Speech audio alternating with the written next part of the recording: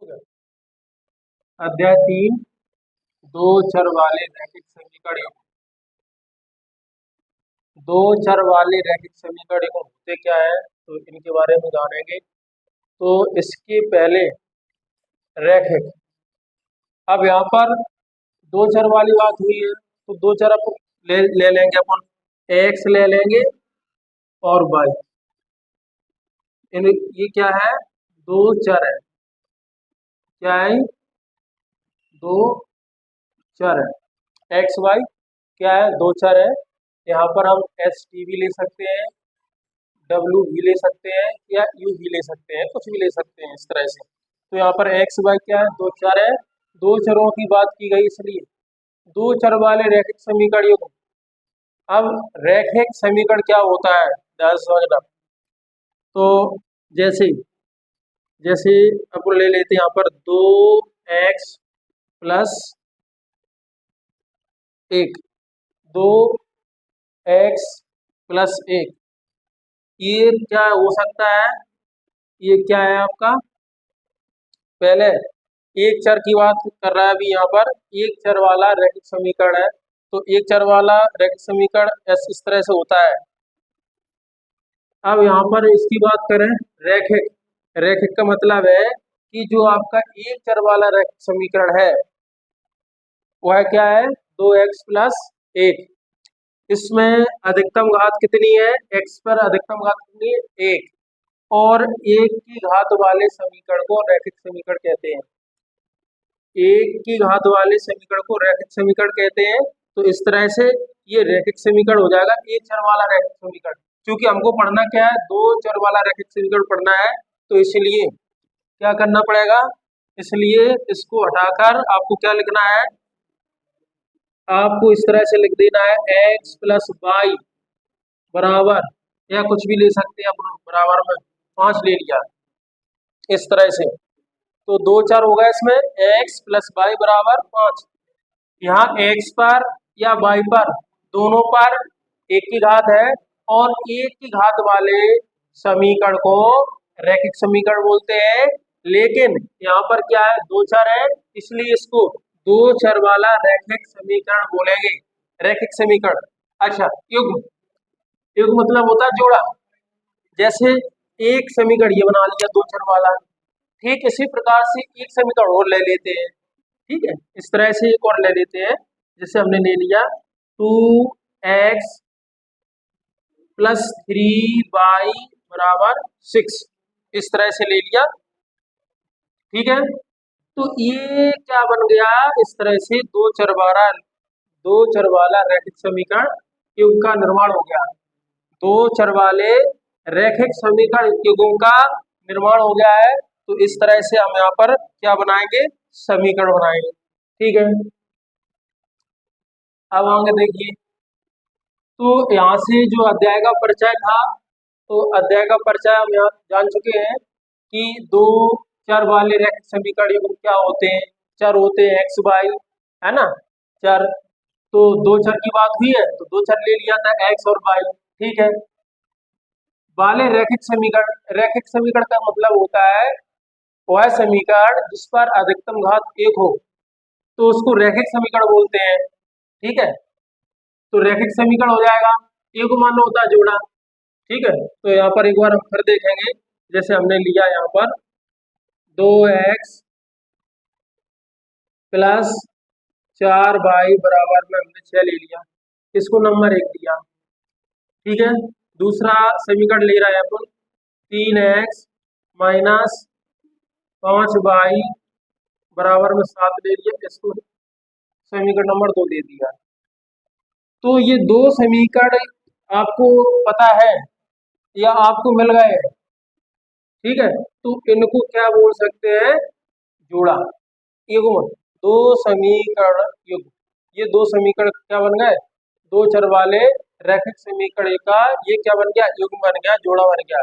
अब इसके द्वारा हमको क्या ज्ञात करना है, ग्राफ। इन दो समीकरण जो मिले हैं अपन को यहाँ, तो इन समीकरणों से हमको ग्राफ विधि द्वारा हल करना है। सर्वप्रथम सबसे पहले इन समीकरणों को ग्राफ विधि द्वारा हल करना है। तो इनको कैसे कर सकते हैं हल, देख लेते हैं ग्राफ विधि द्वारा। ठीक है,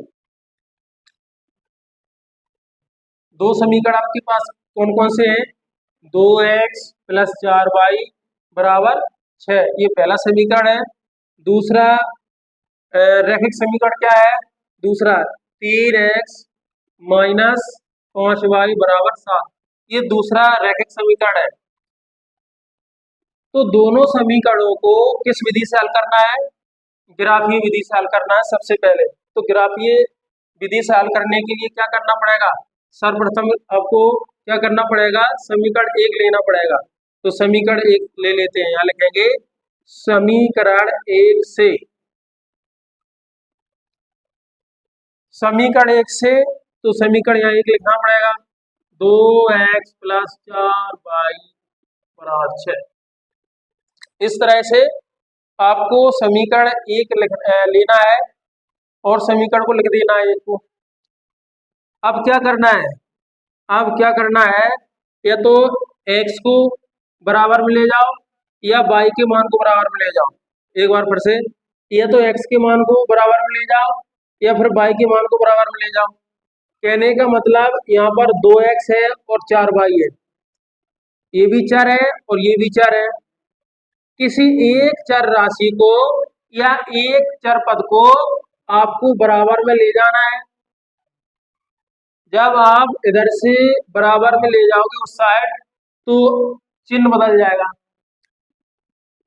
तो 2x बराबर 6, 2x बराबर 6 बराबर के बाद हम क्या ले जा रहे हैं, 4y। ये 4y इधर प्लस का है, उधर जाएगा तो माइनस का 4y हो जाएगा। इस तरह से ध्यान रखना है, चाहे आप x को ले जाओ चाहे y के पद को ले जाओ, किसी एक पद को ले जाना है। तो मैं यहाँ पर किसको ले गया, बराबर की बालगन 4y को। तो 2x बराबर में 6 दिख रहा है, तो 2x बराबर में 6 लिख दिया है। इधर प्लस में 4y है, जब बराबर की उस साइड जाएगा तो ये चिन्ह बदल जाएगा, इसका प्लस है माइनस हो जाएगा। या बोलो पक्षांतर करना है, ऐसे भी कह सकते हैं। अब देखिए यहाँ पर 2x के बराबर में क्या आया, 2x के बराबर में आया है 6 - 4y, जबकि हमको यहाँ क्या लाना है, x लाना है। 2x को x बनाना है तो क्या करना पड़ेगा, या तो दोनों पक्षों में 2 का भाग दे दो, या फिर इधर आपका जो 2 × में है उधर जाएगा तो बटे में चला जाएगा। देखो एक बार फिर से, यहाँ 2x है, 2x को x बनाना है तो दोनों पक्षों में 2 से भाग दे दो तो यहाँ x आ जाएगा। या फिर इस तरह से लिख सकते हो, x बराबर 6 - 4y, और इधर गुणा है, बराबर में जाएगा तो बटे में पहुंच जाएगा। ठीक है, तो x बराबर कितना मिला है, x बराबर 6 - 4y बटा 2 मिल गया है। ठीक है, अब यहां से क्या करेंगे, यहां से सारणी बनाएंगे, यहां से सारणी तैयार की जाएगी इस तरह से। देखो इस तरह से, इस तरह से, इस तरह से, ये ऊपर वाली पंक्ति में x रखना है और नीचे वाली पंक्ति में y रखना है। ठीक है, अब देखिए ध्यान से, इधर हमको x का मान ज्ञात करना है, x का मान ज्ञात करना है तो आपको इसमें y का मान रखना पड़ेगा, और y के मान इस तरह से रखना है, छोटे से छोटा रखना है, प्लस में रखना है, आवश्यकता पड़ने पर माइनस में भी रख सकते हैं, लेकिन बड़ा से बड़ा मान इसीलिए नहीं रखेंगे, रख सकते हैं लेकिन इसीलिए नहीं रखेंगे, यदि बड़ा मान रख देंगे तो हो सकता है y का बड़ा मान रख दें तो x का भी बड़ा मान प्राप्त होगा। तो इसलिए छोटे से छोटा मान हमको रखना चाहिए, और ताकि y का मान छोटे से छोटा रखें तो x का भी मान छोटे से छोटा प्राप्त हो। जैसे देख लो यहाँ पर ध्यान से, y का मान इस तरह से रखना है कि x का मान छोटे से छोटा प्राप्त हो जाए। कैसे, देखो ध्यान से, यहाँ पर सबसे पहले हम क्या रखते हैं, जीरो। और ध्यान रखना है, सबसे पहले कोशिश करी जाए कि जीरो रखो, एक रखो, दो रखो, इस तरह से, है ना। तो जीरो रखने पर हम देख रहे हैं यहाँ y का मान पहले क्या रख रहा है, जीरो। यदि हम यहाँ पर जीरो रख देते हैं तो ये 4y जो है, यहाँ 4y के स्थान पर पूरा जीरो हो जाएगा। y का मान जीरो रखने पर ये पूरा जीरो हो जाएगा, 4y जीरो हो जाएगा, क्योंकि जीरो रख देंगे यहाँ पर y के स्थान पर, y के स्थान पर जीरो रख देंगे तो जीरो का गुणा 4 में होगा तो जीरो हो जाएगा। अब जी इतना पूरा जीरो हो गया, अब बचा क्या, क्या बचा, क्या बचा है, 6/2। 6/2 का मतलब होता है 3, तो x का मान कितना आ जाएगा, 3। x का मान कितना आ जाएगा, 3। ठीक है, तो जीरो, y का मान जीरो रखने पर x का मान कितना प्राप्त हो गया, 3। इसी प्रकार से पुनः y का मान कुछ रखेंगे, देखते हैं क्या रखते हैं। ठीक है, अब रख देते हैं 1, y का मान 1 रख देते हैं, तो y का मान 1 रखने पर ये कितना हो जाएगा, 4y कितना हो जाएगा, 4 हो जाएगा। y के स्थान पर 1 रखने पर ये 4 हो जाएगा, और 6 में से 4 जाएगा तो 2 बचेगा, और 2 के बटे में 2 है तो 2 एकम 2 यानी 1 मिलेगा। कितना मिलेगा, 1। फिर से देखो एक बार, दोबारा y का मान 1 रखा है, 1 रखने पर यहाँ 4 हो जाएगा, और 6 में से 4 जाएगा तो 2 बचेगा, और 2 में 2 से भाग जा रहा है तो 1 बचेगा। तो x का मान कितना आ गया, x का मान कितना आ गया, 1। y का मान 1 रखने पर x का मान कितना आ गया, 1। ठीक है, इस तरह से पहले समीकरण से ये पहली सारणी तैयार हो गई है। ठीक इसी प्रकार से दूसरे समीकरण से हमको दूसरी सारणी बनानी है। ठीक है, दूसरी सारणी बनानी है, तो देखो यहाँ इसमें इसमें यहाँ कर लेंगे दूसरी सारणी तैयार इस तरह से। अब लिखेंगे यहाँ, ध्यान से देखो, समीकरण 2 से, समीकरण 2 से, समीकरण 2 से सारणी, पहली सारणी बनाने के लिए समीकरण 1 का इस्तेमाल करेंगे। कहने का मतलब समीकरण 1 से पहली सारणी तैयार होगी और समीकरण 2 से दूसरी सारणी तैयार होगी। इस तरह से हमको 2 सारणी बनानी है। ठीक है, देखिए समीकरण 2 से, समीकरण 2 क्या है, 3x - 5y = 7। ठीक है, इसी प्रकार से जिस तरह से इसमें y को उधर ले गए थे बराबर के बार, बराबर के साइड में, तो इसी प्रकार से हम यहाँ पर y का मान फिर ले जाएंगे, यानी y का पद को ले जाएंगे बराबर के साइड। तो क्या हो जाएगा, ध्यान से देखो, तो 3x = 7, 3x = 7, इधर -5y है, -5y है, ये इधर जाएगा तो प्लस का 5y हो जाएगा। जैसे पक्षांतर करना आता है, जब पक्षांतर करते हैं तो उनके चिन्ह बदल जाते हैं, प्लस का होता है वो माइनस का हो जाता है, माइनस का होता है प्लस का हो जाता है। ठीक है, तो 3x के बराबर में 7 है, तो 3x के बराबर में 7 लिख दिया, -5y को उस साइड ले जाना है तो चिन्ह बदल जाएगा, बदल गया इस तरह से। ठीक है, तो क्या हो गया, 3x = 7 + 5y। आप देखो ध्यान से, देखिए ध्यान से, 3x को x बनाने के लिए आपको क्या करना पड़ेगा, दोनों पक्षों में 3 से भाग करना पड़ेगा, दोनों पक्षों में 3 से भाग करना पड़ेगा। या फिर इस तरह से आप लिख सकते हो, x = 7 + 5y / 3, ये गुणा में है, 3 गुणा में बराबर हो जाएगा, बटे में चला जाएगा। ध्यान से एक बार फिर से, 3x = 7 + 5y है, 3x को x बनाना है तो ये 3 को बटे में ले जाना है बराबर में, तब बनेगा 3x से x। इस तरह से ये बन गया, इसी तरह से ये बन गया। अब देखो आगे, आगे क्या करना है, सारणी तैयार करनी है इस तरह से, इस तरह से, ठीक है। देखिए पहली वाली पंक्ति में x के मान रखेंगे और दूसरी वाली पंक्ति में y के मान रखेंगे। कहने का मतलब समझिए, पहले x फिर y, इस तरह से। अब देखो ध्यान से, तो क्या करना है, x का मान ज्ञात करना है।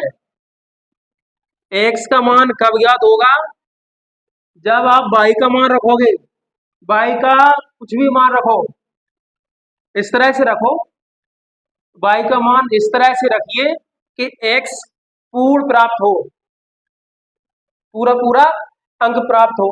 इस तरह से हमको y का मान रखना है, ठीक है। तो देखो ध्यान से, देखिए y का मान 0 रखने पर, 0 रखने पर ये क्या हो जाएगा, 0, पूरा 5 0 हो जाएगा। सुनिए फिर से एक बार इधर देखिए, y का मान 0 रखने पर ये 0 हो जाएगा, क्या बचेगा, 7/3। तो 7/3 का मतलब क्या होता है, दशमलव में जाना। 7 में 3 का भाग दोगे तो 2 दशमलव कुछ आएगा इस तरह से, तो पूर्ण संख्या नहीं है, दशमलव में आ रही है, तो हम 0 नहीं रखेंगे, 0 नहीं रखेंगे। अब एक देखते हैं, एक देखते हैं, एक रखने पर ये कितना हो रहा है, 5। इधर क्या है, 7, 5 और 7 12 होता है, और 12 में 3 का भाग दो तो 4 बार जाएगा, तो 4 आ रहा है। तो क्या रख देंगे, 1 रख देंगे यहाँ पर। y का मान 1 रखने पर x कितना मिलेगा, 4। कैसे मिलेगा, देखो एक बार फिर से, y का मान 1 रखने पर, y के स्थान पर 1 रख देंगे तो ये कितना हो जाएगा, 5। 5 में 7 जोड़ देंगे तो 12 हो जाएगा, और 12 में 3 से भाग देंगे तो 4 आएगा। तो 4 किसका मान आएगा, x का, तो x के स्थान पर क्या रख दिया, 4 रख दिया, ठीक है। y का मान 1 रखने पर x का मान 4 प्राप्त होगा। ठीक इसी प्रकार से आगे देखो, आगे रखिए, ठीक है। 2 रखने पर ये कितना हो जाएगा, 10, और 10 में 7 जोड़ेंगे 17 हो जाएगा। तो हम -2 लेंगे, -2 ले लेते हैं। y का मान, हाँ माइनस में ले सकते हो आप, मैंने कहा है कोई भी मान ले सकते हो, माइनस में ले सकते हो, प्लस में ले सकते हो, परंतु छोटे से छोटा आपको y का मान लेना है, ताकि x का भी मान छोटे से छोटा प्राप्त हो। बस इस तरह से लेना है y का मान कि x का मान पूर्ण संख्या प्राप्त हो, दशमलव में नहीं होनी चाहिए। तो ये अपने दिमाग से, अपने विवेक से आपको रखना है, अपनी समझ से रखना है। तो यहाँ पर मैंने -2 लिया है y का, -2 रखने पर ये माइनस का 10 हो जाएगा, 2×10, माइनस के 10 में से, माइनस के 10 में से प्लस का 7 जाएगा,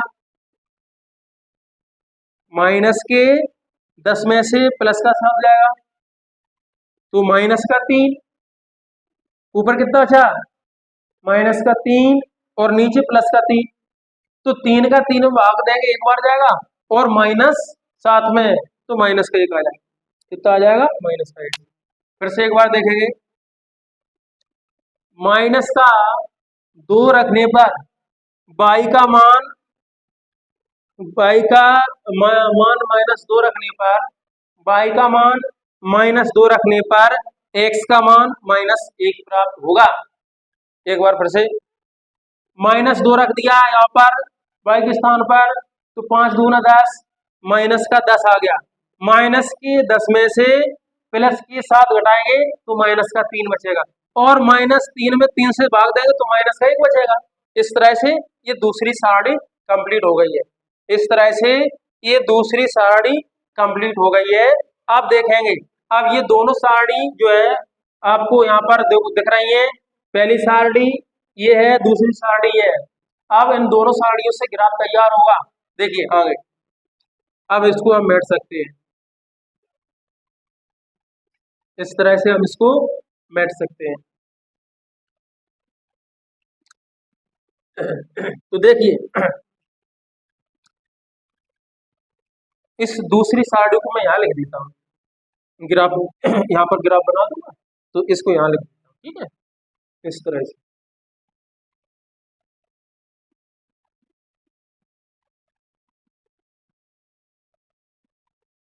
इस तरह से, ठीक है, एक्स बाई मान रख दो, ये 4 है, ये 1 है, ये 2 है माइनस, और माइनस 1 है, इस तरह से, ठीक। अब देखिए ध्यान से, ठीक है, ये पहली सारणी है, ये दूसरी सारणी है, ऊपर वाली पहली सारणी है, नीचे वाली दूसरी सारणी है, ठीक। अब दोनों से ग्राफ खींचेंगे, तो देखो ध्यान से, ग्राफ खींचने के लिए आपको इस तरह से, ग्राफ तो सभी को आता है, कक्षा 9वीं में पढ़ा है आप लोगों ने,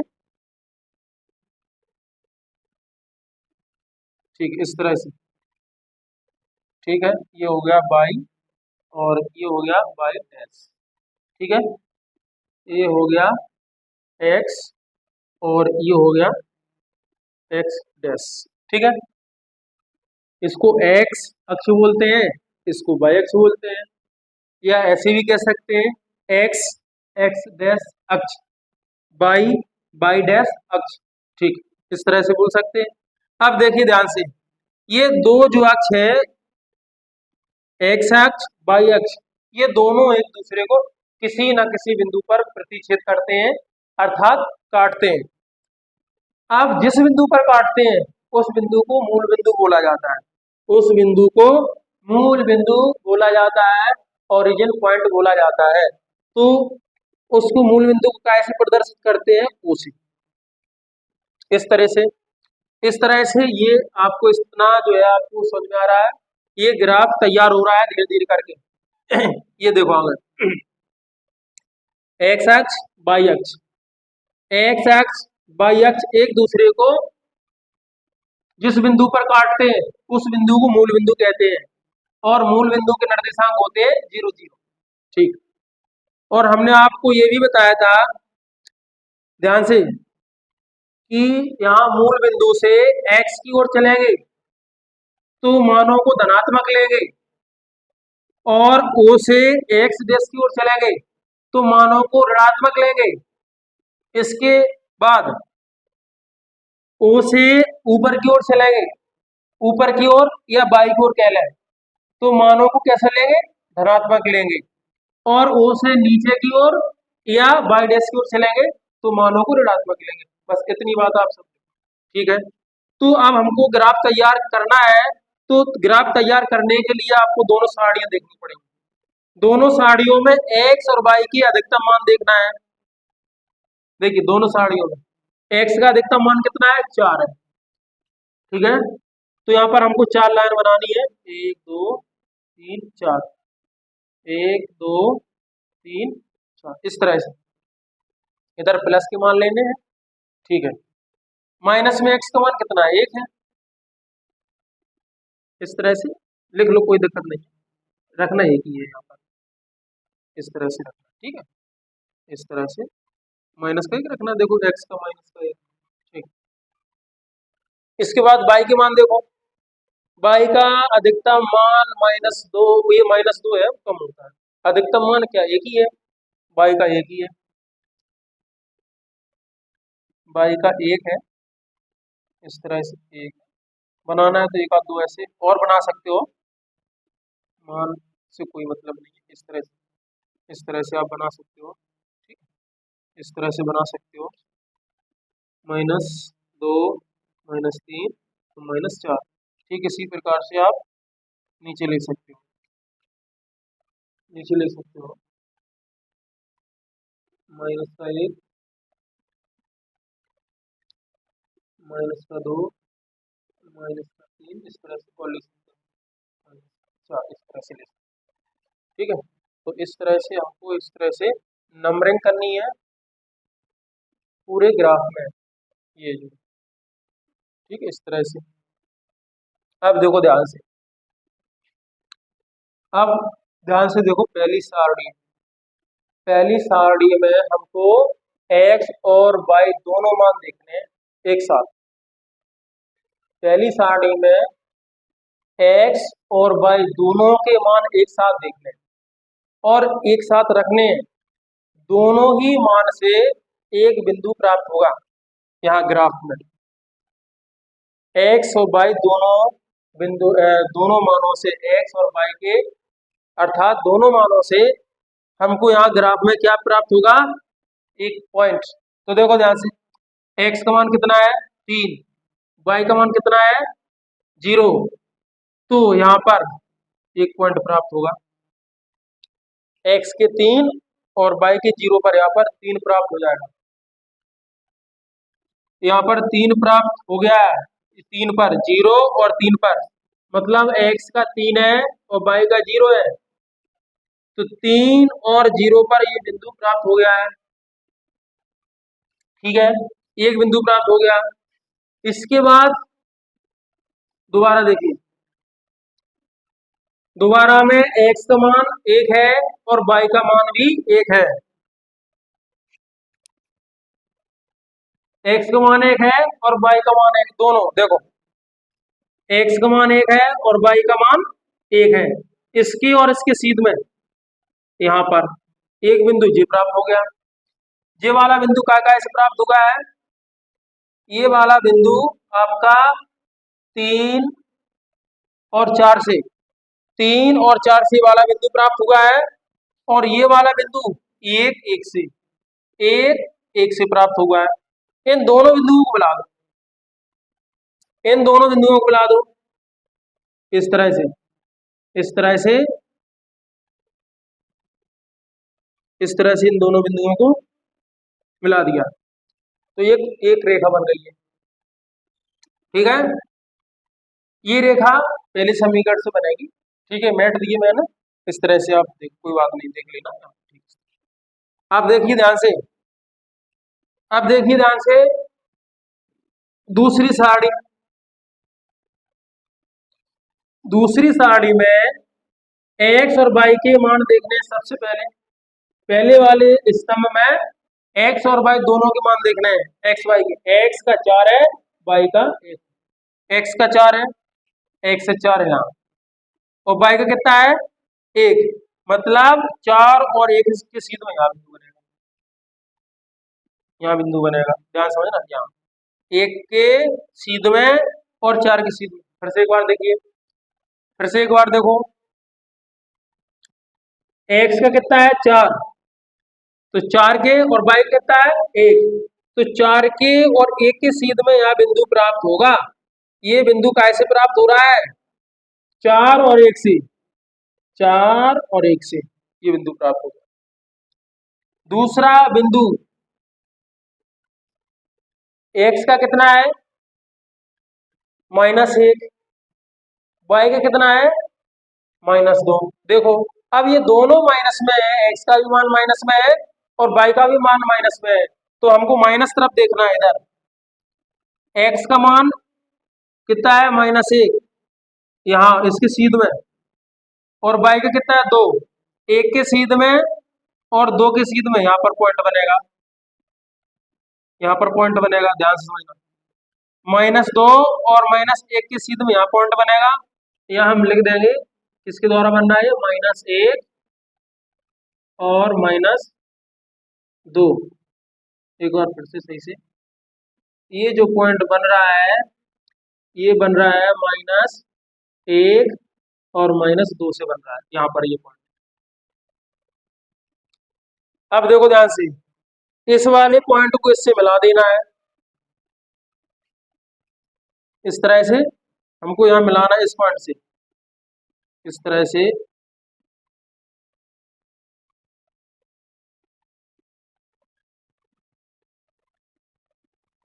स्केल नहीं है, वो टेढ़ा मेढ़ा रहेगा, अगर स्केल की बनता इस तरह से, इस तरह से बनेगी, और ये सीधा आगे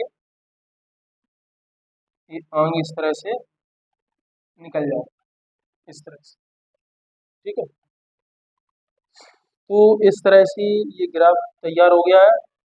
ये एग्जैक्ट नहीं बना है, ये पॉइंट, ये दोनों जो रेखाएं हैं ये एक दूसरे को किसी बिंदु पर काटेंगे, ठीक है, तभी सही होता है।